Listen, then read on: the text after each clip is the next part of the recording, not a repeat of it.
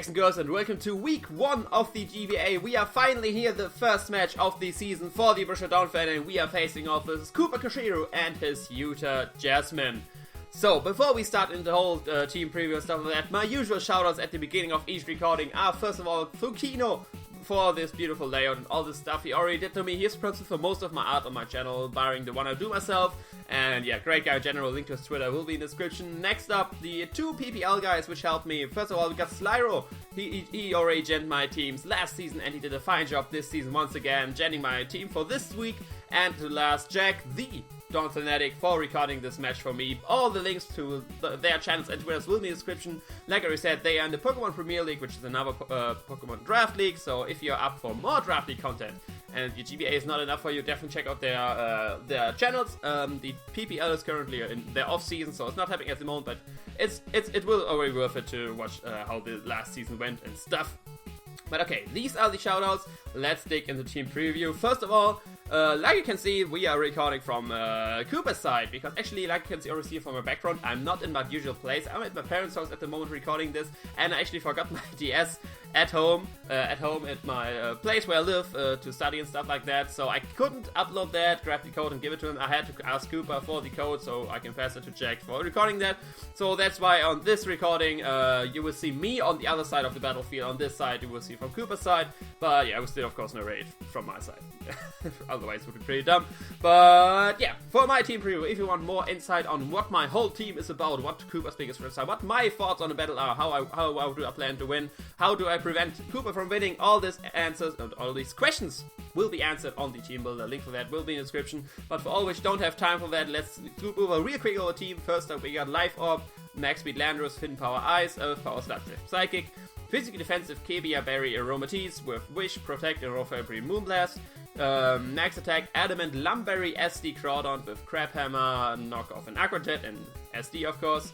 Then we have Physically Defensive Draudigon, Rough Skin, Rocky Helmet with Gang Shot, Roar, Rest, and Stealth Rock. Then Choice Scarf Scizor with Iron Head, U-Turn, Aerial Ace, and Superpower. And as last, Assault Death, Max Special Attack, Modest, Shaman with Seed Flare, Giga Braid, Earth Power, and Dazzling Gleam. So, looking at his team, of course he brought his Raptor. It's the biggest threat he can potentially bring to my team. And why is Twitter going out? Come on. Okay, he has the biggest threat. No, Discord, I don't need you either. God damn it, what's wrong? Okay, I don't move the most right now. Raptor, biggest threat to my team. I don't have to switch into this. My only plan for that was basically my Suicide Draudigon to get enough recall, and that's so it kills itself. Then Gliscor, I was kind of surprised to see Clefable. Okay, yeah, Clefable, I can see it. I was expecting Clefable. Mega late, of course.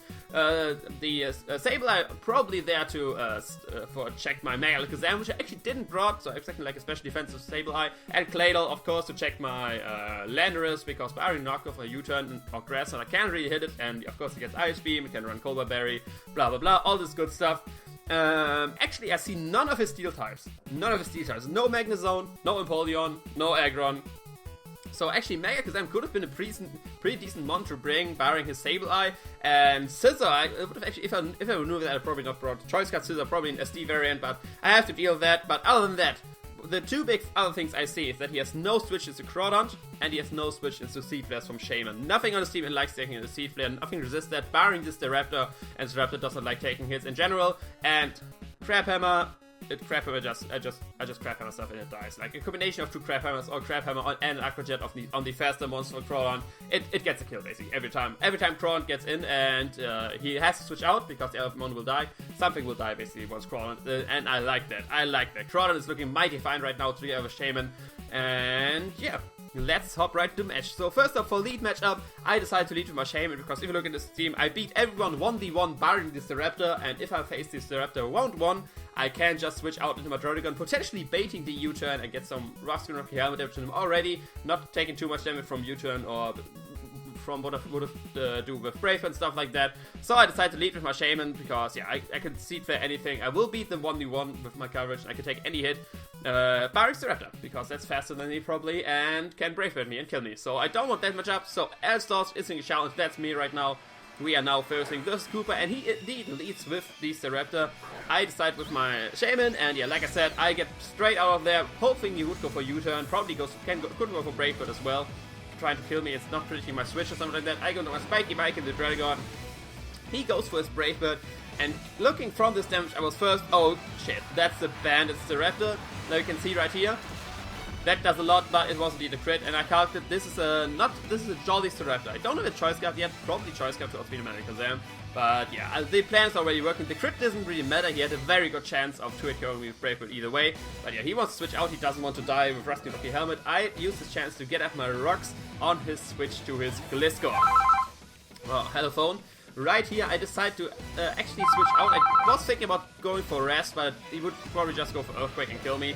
So I don't want that. I still need this thing to get the last Rusket Rocky Helmet and recoil damage on the Staraptor. So I switch out right here, predicting an Earthquake, going into my Scenic the Shaman, because like I already said, Shaman has some switch-ins. I don't want to go into Crown right here predicting rocks, because it would go for EQ. That was way too much damage. So Shaman was the safe play right here, and now I can just drop a Seed Flare. Nothing wants to take this hit. I go for Seed Flare. It's neutral, of course, on Gliscor, but look at that damage. That's amazing damage. He goes for U-turn, slow U-turn into one of his mons.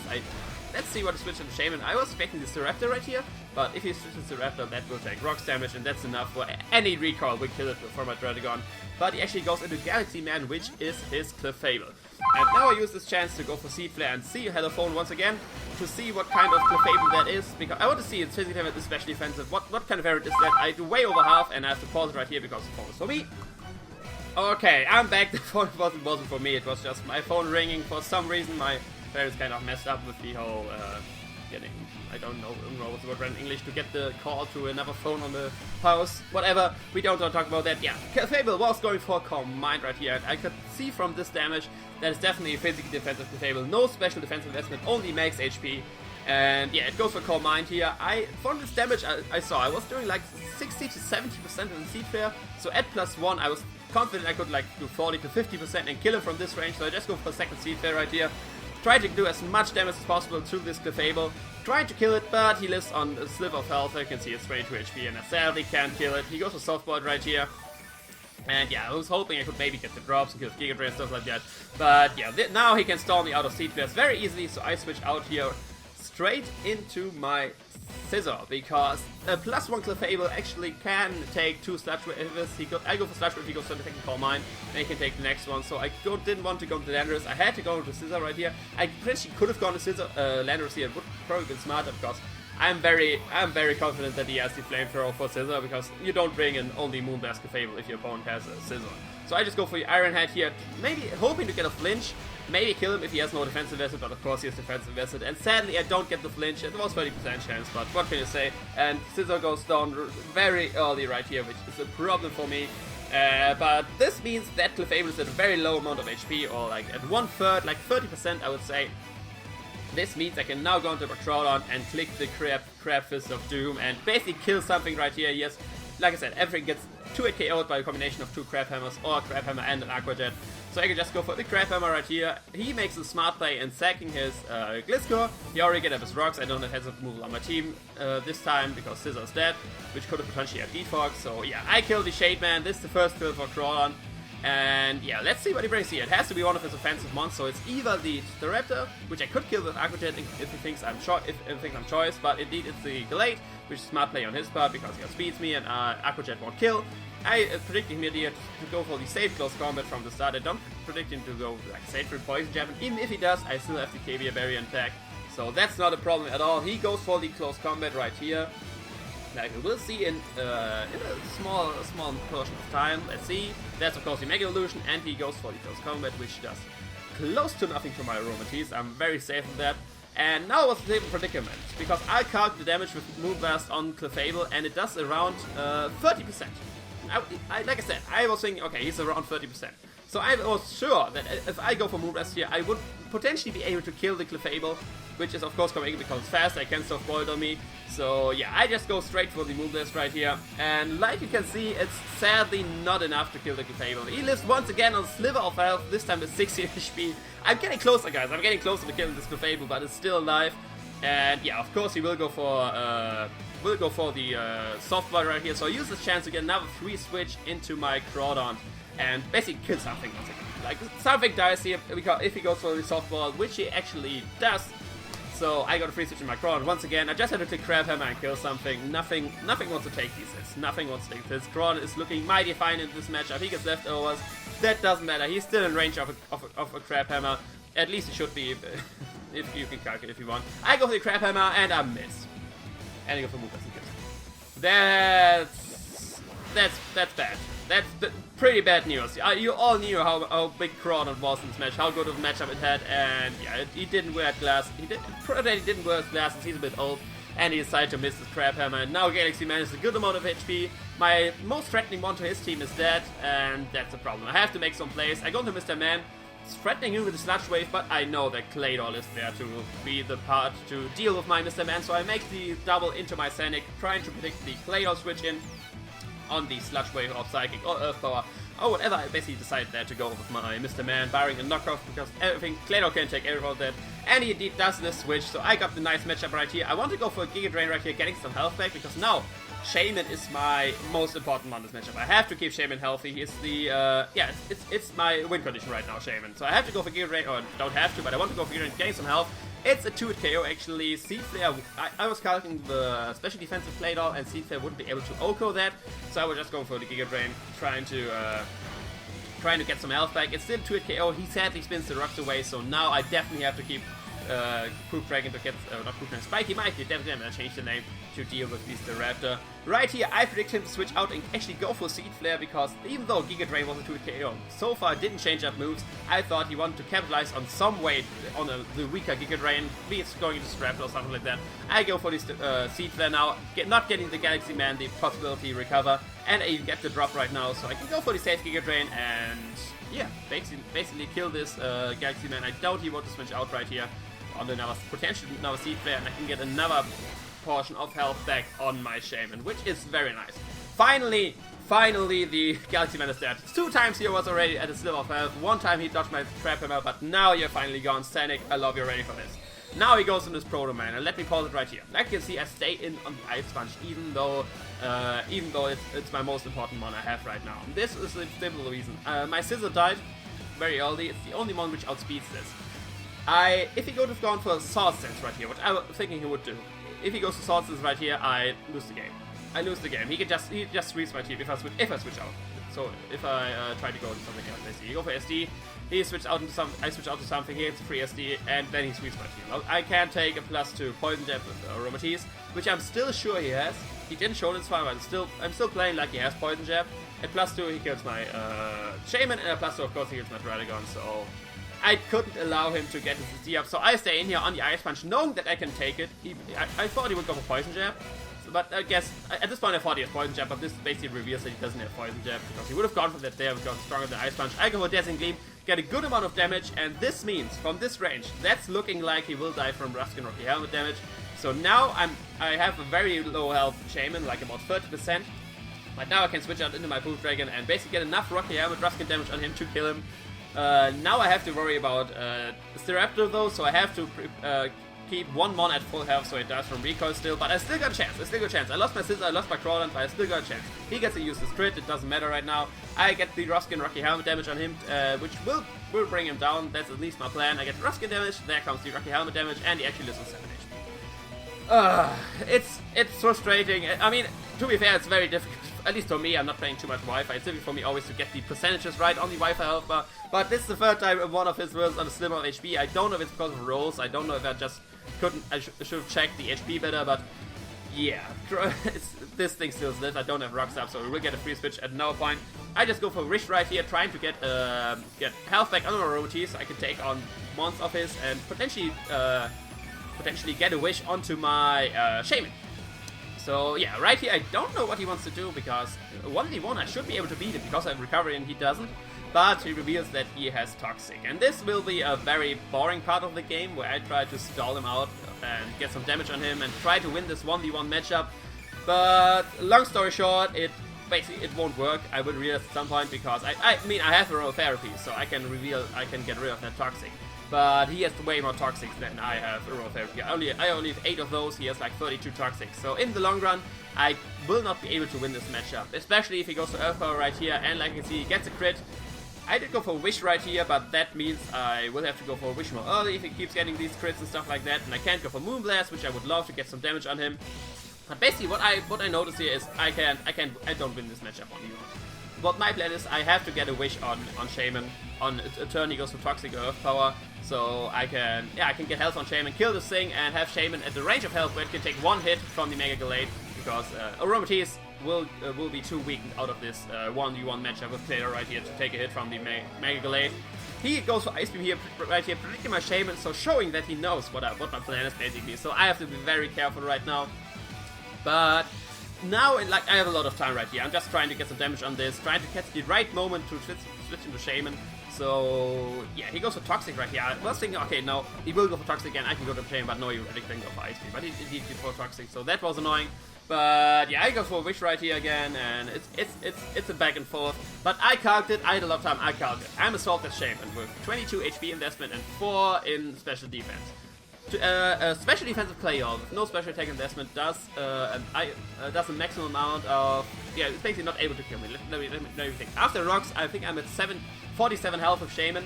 He does a max of 42 with an Ice Beam from a no special attack Claydol. So I just hard switch now into Shaman, not predicting Toxic on Ice or Earth Power. I just go straight into Shaman because I know I can take the hit.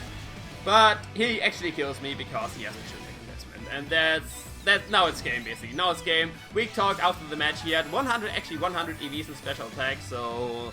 And yeah, that basically made him able to kill me. It was still a high roll. It was one of the top 5 rolls, so it was like a 20% chance to kill me. So it's still annoying, but I took the risk. I calced with an OSP attack Claydol because I thought he would be fully special defensive to take hits from my Landorus or something like that. I didn't know why would he put special attack investment on Claydol, but he did it. Congrats for him, but yeah, now it's basically GG. I missed the Crab Hammer. I couldn't kill the Gallade nor the Clefable earlier with these sliver of health shenanigans. Like I said, I'm not playing. I'm blaming a bit of hacks right here, but not too much. I could have preserved my Scizor better, potentially sacked my Landorus instead of my Scizor, so I can outspeed stuff still and have switched into Ice Beam, which is great. So I made mistakes definitely. Hacks played his role in this match, but yeah. Kudos to Kooper still, he played well. Claydol actually will grab 3 kills right here. In this matchup right here, I'm just trying to get as much damage on the Claydol as possible so I can potentially kill him with an HP Ice from Landorus to get the score a bit lower. But that won't work out, so yeah, how can I speed up this? How can I speed up this? Blah blah blah blah, yeah, let's speed this up a bit. Okay, that's too much. That's too much. Whoa, what happened there? Okay, you can see the rest of the match right here.